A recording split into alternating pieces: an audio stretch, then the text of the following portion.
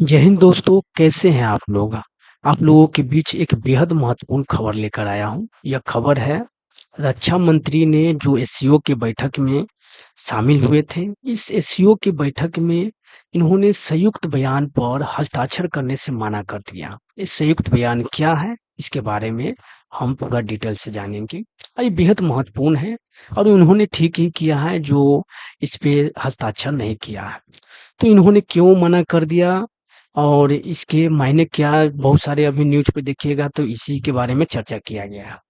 तो इस पे हम ये आपके लिए भी बेहद महत्वपूर्ण हो जाएँगे, जो स्टूडेंट पढ़ाई कर रहे हैं, तो इसके बारे में उनको जानना बेहद ज़रूरी है। तो उन्होंने संयुक्त बयान पे हस्ताक्षर करने से इसलिए मना कर दिया क्योंकि अलग-अलग देश के विदेश मंत्री आए हुए थे, सबने हस्ताक्षर किया लेकिन इन्होंने मना कर दिया। इन्होंने इसलिए मना कर दिया क्योंकि जो पहलगाँव अटैक हुआ था भारत के ऊपर और उसके खिलाफ उसके लिए जो पहलगाँव अटैक हुआ था, तो इस पहलगाँव अटैक का चर्चा इसमें नहीं किया गया था। और पाकिस्तान का चर्चा किया गया था, जो पाकिस्तान में जो बलूचिस्तान में बार-बार विद्रोह हो रहे हैं, यानी कि बलूचिस्तानियों पर जो पाकिस्तान अत्याचार कर रहा है, तो उसके बारे में इसमें चर्चा किया गया था, लेकिन पहलगाँव अटैक के बारे में चर्चा इसमें नहीं किया गया था। तो बलूचिस्तान के बारे में इसमें चर्चा किया गया कि बलूचिस्तान में जो भी अशांति फैलाया गया, वो भारत के द्वारा ही फैलाया गया था क्योंकि भारत का उसमें नाम स्पष्ट तौर पे नहीं लिखा गया, लेकिन भारत पर निशाना बनाया गया दोस्तों। तो भारत पर निशाना बनाया गया, इसलिए इन्होंने कहा कि पाकिस्तान के इशारे पे चीन ने ऐसा किया, यानी कि पहलगाँव अटैक के बारे में इन्होंने इसमें चर्चा नहीं की। तो हम इसके बारे में डिटेल से पढ़ेंगे कि क्या है, नहीं है। तो देखिए, रक्षा मंत्री जो है राजनाथ सिंह गुरुवार को चीन के शंघाई कोऑपरेशन ऑर्गेनाइजेशन रक्षा मंत्रियों की बैठक में शामिल हुए, जहां उन्होंने संयुक्त बयान पर हस्ताक्षर करने से इनकार कर दिया। तो राजनाथ सिंह ने एससीओ की बैठक में पाकिस्तान पर निशाना साधते हुए सीमा पर आतंकवाद का जो मुद्दा है वो उठाया। उसके साथ ही उन्होंने दोषियों को न्याय के दायरे में लाने की सभी देशों से अपील की। यानी कि जितने भी विदेश मंत्री आए हुए थे, जो भी आतंकवाद को बढ़ावा देते हैं, तो उनको न्याय के दायरे में, यानी कि न्याय के घेरे में लाने की इन्होंने अपील की। तो भारत की तरफ से राजनाथ सिंह का साफ कहना है कि संयुक्त बयान आतंकवाद के खिलाफ भारत के मजबूत स्टैंड को नहीं दिखाता है। ऐसा लगता है कि पहलगाँव को इस बयान से बाहर करना पाकिस्तान के इशारे पर किया गया है। यानी कि इनका कहना है कि जो पहलगाँव के बारे में इसमें चर्चा नहीं किया गया है, वो पाकिस्तान के इशारे पर किया गया है। क्योंकि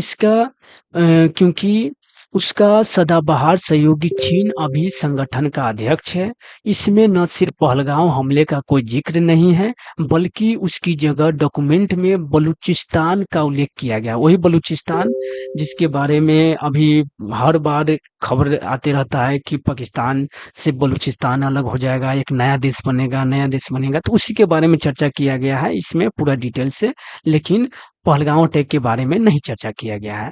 तो और भारत पर वहाँ बिना नाम लिए अशांति पैदा करने का आरोप लगाया गया।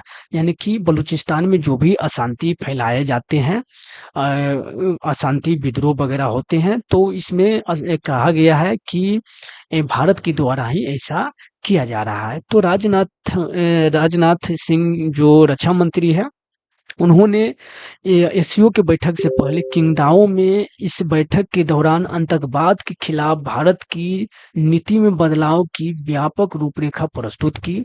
इसके साथ ही सदस्य देशों से सामूहिक सुरक्षा और संरक्षण के लिए इस खतरे को खत्म करने के लिए एकजुट होने की अपील की।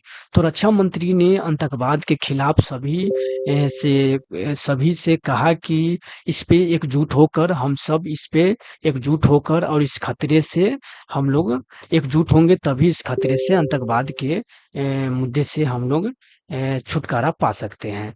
तो इन्होंने अ, तो रक्षा मंत्री ने कहा कि भारत ने जम्मू कश्मीर के पहलगांव में हुए जघन्य आतंकी हमले के जवाब में ऑपरेशन सिंदूर शुरू किया, ताकि आतंकवाद से बचाव और सीमा पर होने वाले हमलों को रोकने के अपने अधिकार का इस्तेमाल किया जा सके। तो राजनाथ सिंह बैठक में कहा कि पहलगांव आतंकी हमले के दौरान पीड़ितों को उनकी धार्मिक पहचान के आधार पर गोली मार दी गई। यानी कि पहलगांव में जो अटैक हुए थे, और राजनाथ सिंह ने बताया कि पीड़ितों को धार्मिक पहचान के आधार पर गोली मार दी गई थी।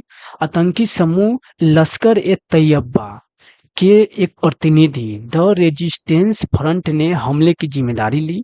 यानी कि इन्होंने कहा कि आतंकी समूह के एक संगठन है लश्कर ए तैयबा, उन्होंने द रेजिस्टेंस फ्रंट ने हमले की जिम्मेदारी ली। यानी कि पहलगांव हमले की जिम्मेदारी द रेजिस्टेंस फ्रंट ने लश्कर ए तैयबा ने हमले की जिम्मेदारी ली। पहलगांव हमले का पैटर्न भारत में एलईटी के पिछले आतंकी हमले से मिलता है। तो उन्होंने आगे भी कहा कि आतंकवाद के प्रति भारत का जीरो टॉलरेंस रहा है और उसके कार्यों के माध्यम से प्रदर्शित हुआ है। इसके आतंकवाद के खिलाफ खुद का बचाव करने का अधिकार भी शामिल है। उन्होंने यह भी कहा कि आतंकवाद का केंद्र कहीं भी हो, ये सुरक्षित नहीं रहेगा। हम उन्हें निशाना बनाने में कोई संकोच नहीं करेंगे। तो यही दोस्तों चर्चा किया गया है इसमें। तो ऐसे वीडियो देखने के लिए अगर चैनल को सब्सक्राइब कर लीजिएगा तो कर लीजिएगा। Thank you. जय हिंद, जय भारत।